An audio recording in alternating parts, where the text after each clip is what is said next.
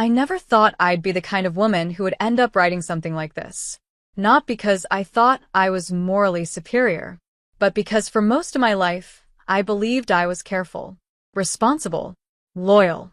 I was the woman who packed her husband's lunches, remembered his meetings better than he did, and smiled politely at family dinners even when I felt invisible. I was the wife people described as solid, dependable, the safe choice. And yet here I am, 38 years old, recently divorced, sitting alone in a rented apartment that still smells like fresh paint and unfamiliar silence, trying to explain how I destroyed my marriage without even realizing I was doing it. My name doesn't really matter, but for the sake of this story, call me Margaret. My husband was Alexander. We were married for 11 years, and I cheated on him. Not in a single reckless night. Not in some dramatic, movie-style betrayal.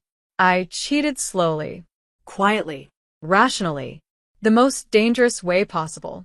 When I met Alexander, he wasn't the charming type. He didn't light up rooms. He didn't flirt effortlessly or tell stories that made people laugh. What he did was listen. He paid attention. He remembered details. He followed through. He worked in finance for his family's shipping company, a business his father had built from nothing. His older brother was the charismatic one. His younger brother was the visionary. Alexander was the one who made sure the numbers actually worked. Back then, I admired that. I admired him. We married in our late 20s, both already tired of chaos, convinced that stability was the real romance. And for a while it was enough. But Alexander worked all the time. 80-hour weeks weren't unusual. He missed birthdays. He missed anniversaries. Sometimes he missed entire weekends without meaning to. He wasn't cold. He wasn't cruel. He was just absent. At first, I told myself it was temporary. That once the company stabilized, once his father retired, things would slow down. They never did. I became the background noise in his life. The person who made sure things ran smoothly so he could keep giving everything to the company. And I let it happen, because being needed felt better than being lonely. His family never fully accepted me. They were polite, cordial, always correct. But I could feel the hierarchy in every interaction.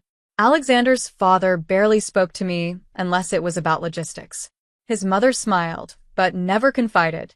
His brothers treated me like an accessory, Alexander's wife, not a person.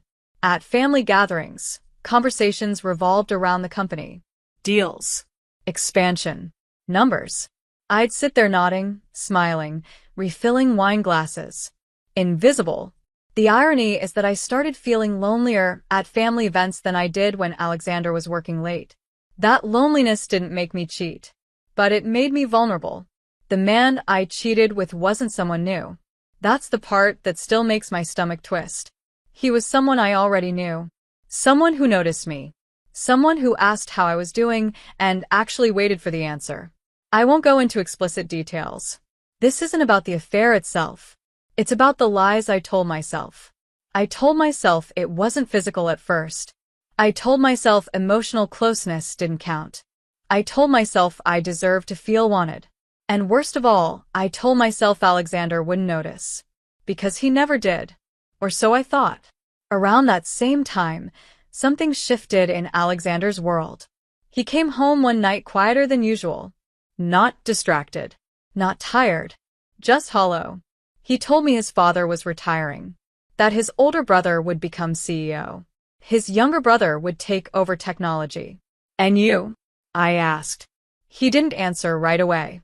They're bringing in someone from outside for my role. I laughed at first. I thought he was joking. He wasn't. 15 years at the company. Replaced. Just like that. I should have been there for him. I should have pulled him close and told him we'd get through it together. Instead, a small, ugly part of me felt something else. Fear. Not just for him, but for myself. Because Alexander's identity was that company. And I had already emotionally stepped halfway out of our marriage. That night, while he sat staring at the wall, I answered a message I shouldn't have. And that was the moment I crossed a line I can't uncross. What I didn't understand back then was this. Alexander wasn't breaking. He was observing. He didn't rant. He didn't fight his family. He didn't beg. He went quiet in a way that felt unsettling, even to me. He still paid the bills. Still asked how my day was. Still kissed my forehead before bed. But something in him had closed. And I was too busy chasing validation elsewhere to notice what that meant. The night of his father's birthday dinner, I chose not to go. I told everyone I wasn't feeling well. That was true, but not in the way they thought. I stayed home. Alexander went alone. Later, I learned he hadn't even sat with them. He watched his entire family celebrate from outside. At the time, I didn't know that. I was distracted, detached, emotionally absent. I didn't realize that while I was dismantling our marriage piece by piece, Alexander was learning exactly how replaceable he was to the people he'd sacrificed everything for, including me. In the weeks that followed, Alexander became lighter, calmer.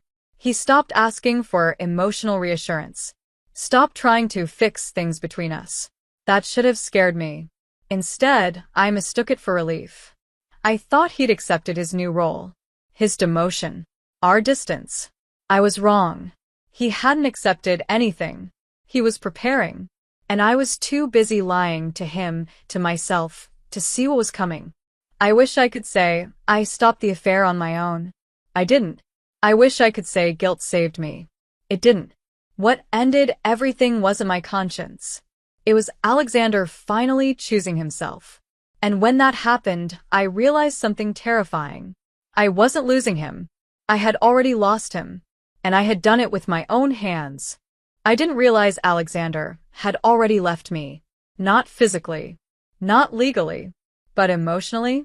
He was gone long before I understood what that meant. After his father's birthday dinner, something in him shifted so quietly that it took weeks for me to notice. He stopped asking questions that couples ask when they still care about the answers. He didn't ask why I was late. He didn't ask who I was texting. He didn't ask why I suddenly cared more about my appearance. At the time, I told myself this was progress, that we were finally giving each other space, that maybe marriage was supposed to look like this after a decade. The truth was simpler. He had stopped investing in me. And when a man like Alexander stops investing, it's not because he's lazy. It's because he's done the math. The company officially transitioned him out within days. That word still makes me sick. Transitioned. Like 15 years of sacrifice could be smoothed over with a corporate euphemism. Alexander didn't argue. He didn't lash out. He packed his office in silence and came home carrying 3 cardboard boxes that somehow looked heavier than they should have. I watched him set them down in the hallway. And I did nothing. I asked if he wanted dinner. I told him I was tired. I went to bed early. That night, while he lay awake staring at the ceiling, I was lying next to him texting another man. I will carry that shame for the rest of my life. A week later, Alexander told me he was taking some time away. Not a separation. Not a break. Just space. He rented a small place on the coast of Maine. Said the quiet helped him think. I didn't fight him. I didn't beg. I told myself I understood. But deep down, I felt something I didn't want to name. Relief. Because distance made my double life easier. The affair didn't feel exciting anymore. It felt necessary. Like a crutch I leaned on to avoid confronting the emptiness of my marriage. The man I was involved with talked about plans. About what we could be. I listened. I nodded. But something had changed in me too. I started noticing how quickly he complained. How easily he blamed others. How shallow his empathy actually was. Compared to Alexander's quiet strength, this man suddenly felt small. By then, though, it was too late. I had already burned the bridge behind me. The first sign that Alexander wasn't just taking time came when the bank account changed. Not emptied. Not frozen. Just reorganized. Joint savings separated. Bills rerouted. A new account I didn't recognize. When I asked him about it, his response was calm. I'm just being careful. Careful. That word landed differently coming from him. Then the calls started. First from his older brother. Then from his younger brother. Then from his father. They called him. Not me. At first, I didn't know why. Alexander didn't talk about it. He never vented, never explained. He just listened. And then he said no. Over and over again. I'd overhear one side of the conversation. I'm not involved anymore. That's not my responsibility. You made your decision. Each time his voice was steady, controlled, final. Meanwhile, my own world was quietly unraveling. The man I'd been seeing started pulling away the moment things became complicated. He didn't like that my husband hadn't exploded. Didn't like that there was no dramatic confrontation. He wanted chaos, validation, proof that he mattered. Instead, he was just another secret I was tired of carrying. One night, after a tense argument, he said something that finally cracked the illusion. I thought you were choosing me. The truth was, I never had. I was just running away from myself. When the shipping company's troubles hit the news, I felt it in my chest before I read a single headline. Contracts falling through. Debt piling up. Clients leaving quietly. Alexander never commented. Not once. He didn't gloat. He didn't say, I told you so. He didn't even seem surprised. That scared me more than anger ever could. The day I found out he'd started his own consulting firm, I sat in my car and cried. Not because I wanted him back, but because I finally understood something I had ignored for years. He didn't need me. He had never needed me. He had chosen me. And I had taken that choice for granted. The affair ended the way most cowardly things do. With excuses. With avoidance. With silence. One day, the messages just stopped. No dramatic goodbye. No closure. Just absence.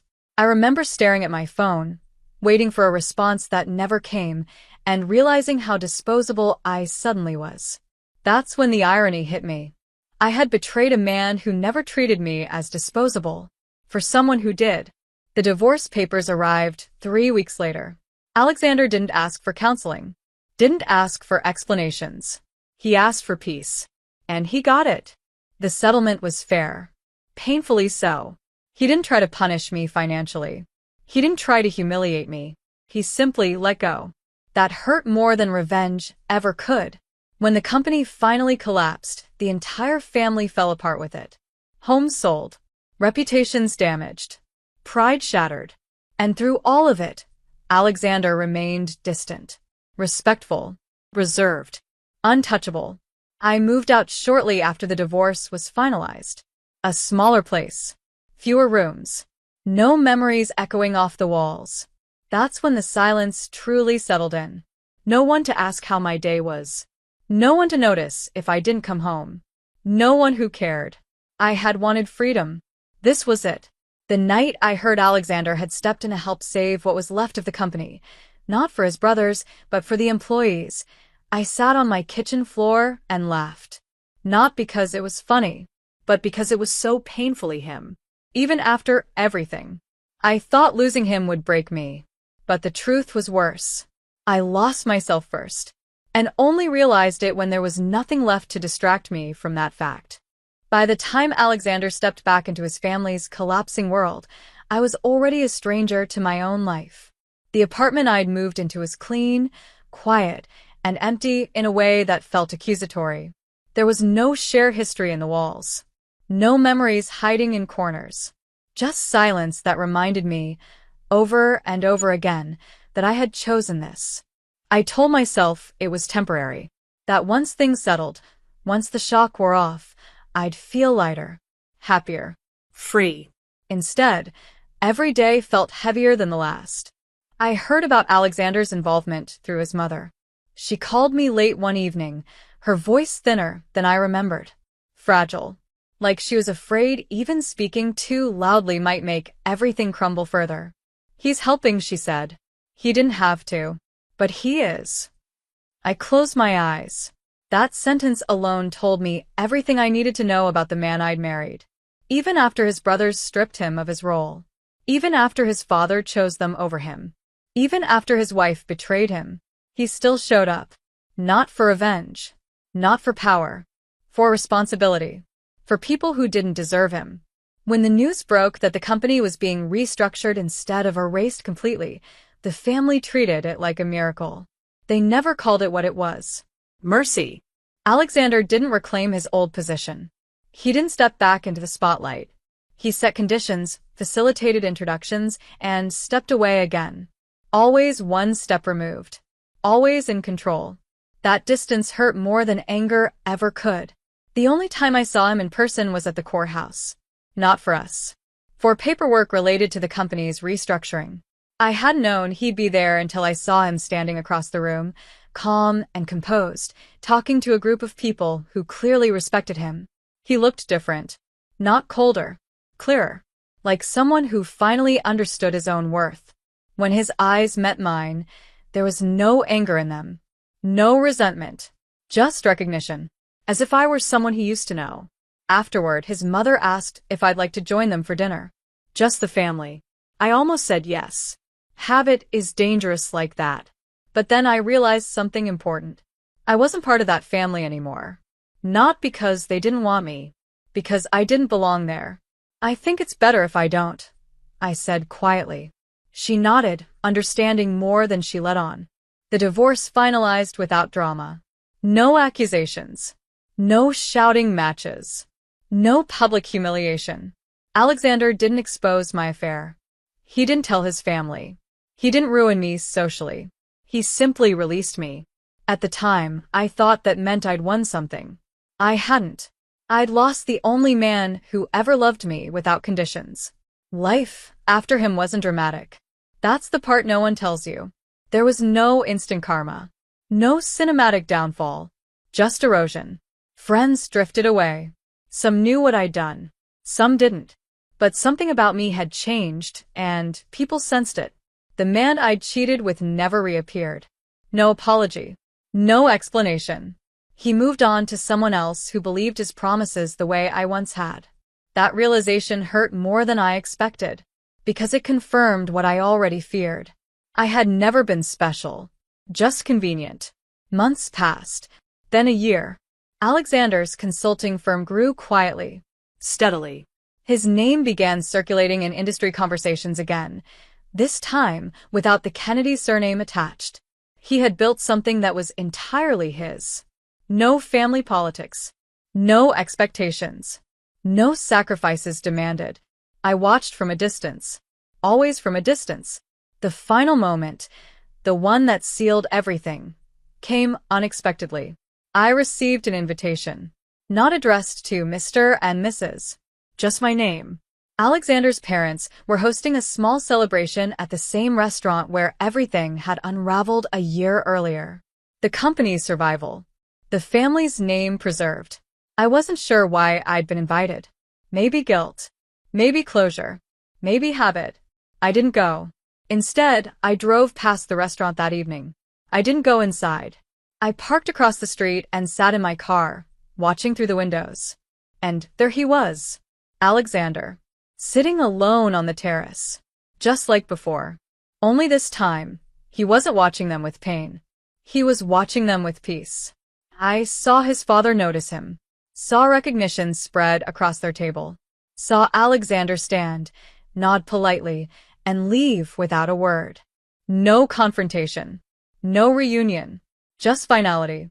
And in that moment, I understood something devastatingly clear. He hadn't forgiven them. He hadn't forgiven me. But he had forgiven himself. That's when I finally broke. Not in public. Not dramatically. Alone. In my car. Because I realized the truth I'd avoided for so long. I didn't lose my marriage because Alexander worked too much. I didn't lose it because his family was cold. I lost it because when things got hard, I chose comfort over character. I chose validation over loyalty. And by the time I understood the value of what I'd thrown away, it was already gone. People like to believe cheaters are selfish monsters. Sometimes we are. But more often, we're just weak. And weakness doesn't excuse destruction. It just explains it. Alexander moved on. Not with another woman. With himself. With dignity. With purpose. I moved on too. But not forward. Just on. Carrying the quiet weight of knowing that the man who once loved me completely would never love me again. And that was my punishment. Not loneliness, not regret, but clarity.